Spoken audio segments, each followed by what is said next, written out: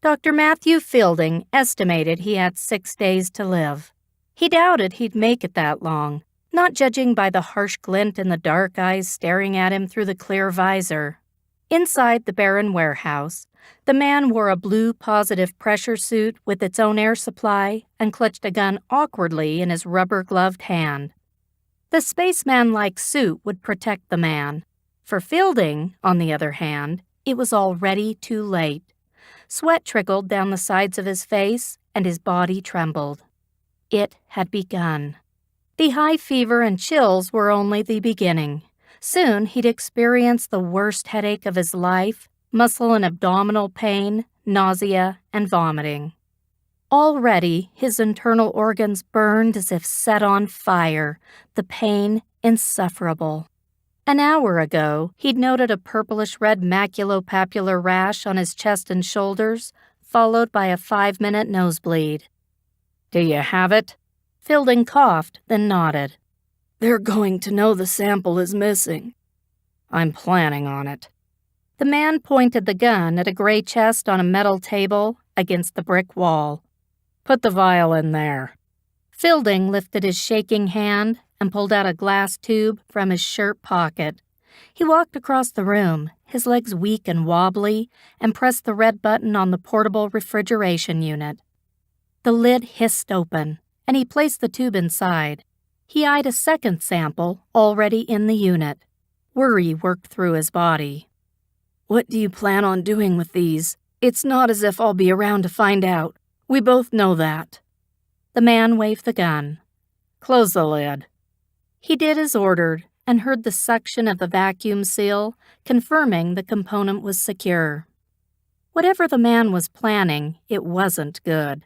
He'd learned that 2 days ago, after he'd come home from work to find the man in his home, threatening to kill his wife and daughter if he didn't do exactly as instructed.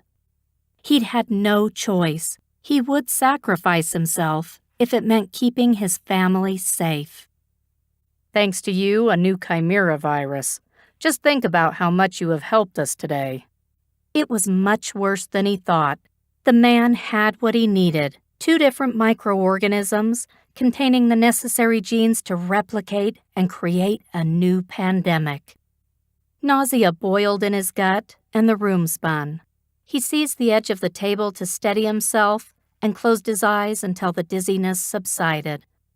He had worked in Nevada at Flatiron Sargasso Laboratories for the past 15 years, one of only 2 privately owned CDC-USDA-registered BSL-4 labs in the United States, researching some of the most dangerous pathogens in the world: Marburg, Ebola, dengue, and yellow fevers. Fielding knew what the man was up to. He just didn't know the target's identity. Nor did he know which terrorist group the man belonged to, whether foreign or domestic. Not that it mattered, because he wasn't walking out of the warehouse alive. He erupted into a coughing fit, his throat dry and raw. He yanked a crumpled handkerchief out of his pants pocket and wiped his mouth. Blood soaked the white cloth, indicating hemorrhaging had started. He noticed the 2 new large bruises on the outside of his hands and wrists, caused by the bleeding under his skin. Fear paralyzed his limbs.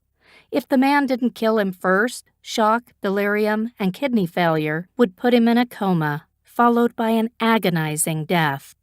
Either way, he was a goner. The man simply stood and observed, probably knowing he was in pain and his health was declining rapidly. Coppery sour blood filled his mouth. He swallowed slowly, careful not to choke. "What's the other organism you're using for the virus?"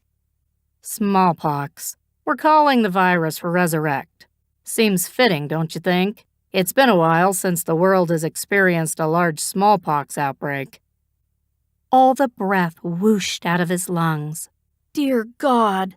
Bad enough Fielding had accidentally infected himself with Marburg while hastily trying to smuggle the sample out of the lab. He had to admit the security measures in place were lax at best, even after 9/11.